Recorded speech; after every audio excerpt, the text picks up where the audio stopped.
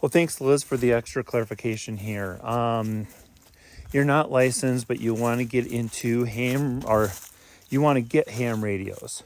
So I'm going to tell you this to start off with. Like I kind of alluded to, there are scanners, there are shortwave radios that can do listening. If all you want to do is listen, if you want to transmit, you need to go get your ham radio license. So I have a few videos on that. It's not too difficult, but you do have to study. There's about 400 question pool that you go through, and you study. It's a 35 question test, randomly picked from that pool of questions. If you get 75% or better, actually 74%, 75%, somewhere around there, you can get your license. And then at that point, then you can transmit. And for the full ham radio experience, you really need to be able to transmit. So go back through my thread. I think I tagged that one so it's easy to find. I haven't dived into playlists yet. I really should. But first you need that. And then the second thing I will tell you is to practice. Get on the repeaters, get on this, get on that. Because when it comes time for the emergency, the last thing you want to do is figure out how to program your radio, how to get on the air, how does your batteries work, etc., etc. So that's your best option. Now, you also mentioned the long range walkie-talkies. I'll get to that in a second. So the technician license, that allows what I call local communications. Local to me depends on your area, but local to me is like a 20 to 40 mile radius. What I can do through a repeater and talk to someone from my location to someone out as far as repeater can reach.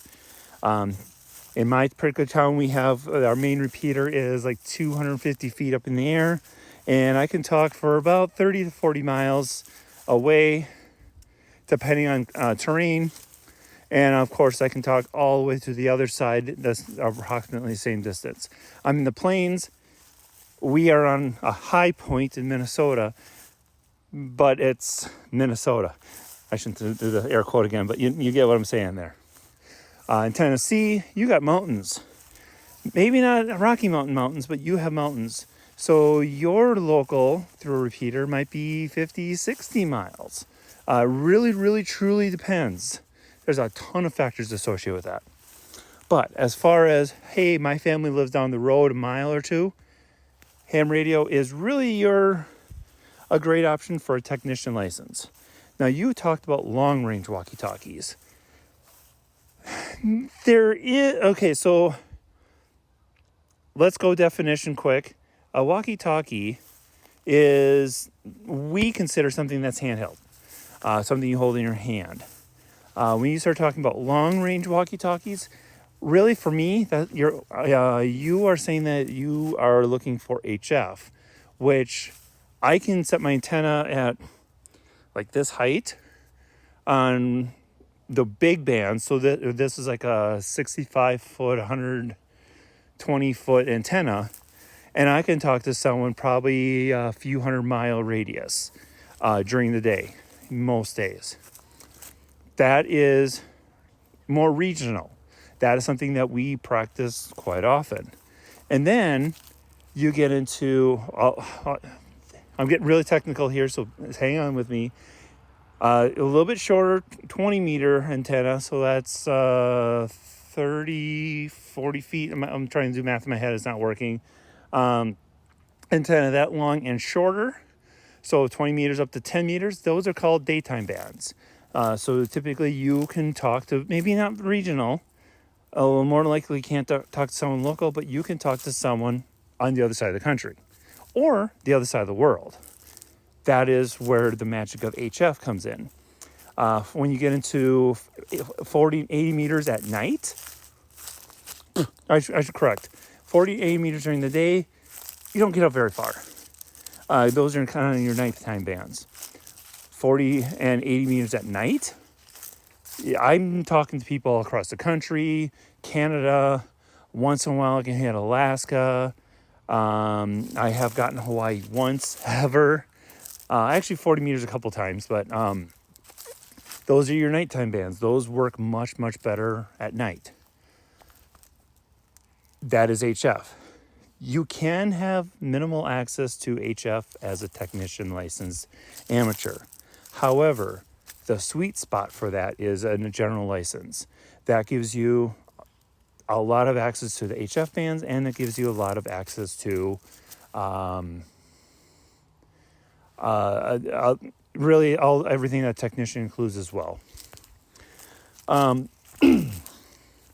That is another, I think it's like 450 questions, 460, somewhere in that range, and another 35 question test. Some people study hard, they learn both, and they take both at the same time. Some people will take it one at a time. That's up to you. It's the same process of studying for both. And there's a crossover between those two, so it makes it just a little bit easier. So a lot of the policies and things like that match up fairly well. They add in some additional electronic theory and some additional theories surrounding kind of the HF antennas, things like that, because they're kind of building, right? They're making you a little more educated, a little more understanding, because here's the danger of ham radio. If I don't know what I'm doing and don't pay attention, I could interfere with someone, and that's really bad. So our goal is not to interfere with people, especially public safety, public works, all those kind of people. So that's stuff that we are trained or taught through all the studying of what to avoid. And best practices and all that stuff. So if you're not licensed, please, if you have questions, you can email me. I will put this out to everybody. wx0mik@gmail.com. You can email me there. Ask your questions. I'm more than willing to help you out. Yeah, obviously within my free time. And if you want to go to a site that kind of walks you through the process, it's also wx0mik.radio, like a radio station, wx0mik.radio. And I have a site out there, resources, how to study, resources, how to do practice tests, and kind of a process that we typically recommend. And you can go start to get your license. Who can take the test? Let's talk about that for a second, because you also mentioned your kids. We have heard of kids as young as 10 passing the test.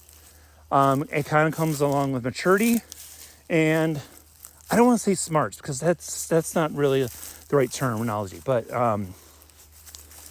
basically maturity, and then their ability to sit down and study, learn these questions, learn the answers, and then take the test. And there's a couple of kids in my area that have their license. There's 2 more girls that are studying to get their license right now. And those 2 girls are excited to learn because they want to talk to their dad when he's up in our metro area. And that way they can talk to their dad at night and through a repeater network and things like that. So there's a lot of fun stuff that can happen with this. There's a lot of safety things that can happen. Baofeng radio, the really cheap radio, I would not trust your life on it, but it is a great starter radio. They're like $25, $30. The UV5R has a couple newer models out there as well. And then the sky's the limit. HF, you can get into a Xiegu G90 for about $400 to $500 for brand new, a little bit cheaper for used, and that could get you going on HF. But for really good success, get 100 watts. So then you're talking, there's lots and lots of models out there. So there's Yaesus, there's Icoms, there's lots of options. So please reach out to me. There's other hams out here as well talking about this all the time. And we'll get you going. I promise you that.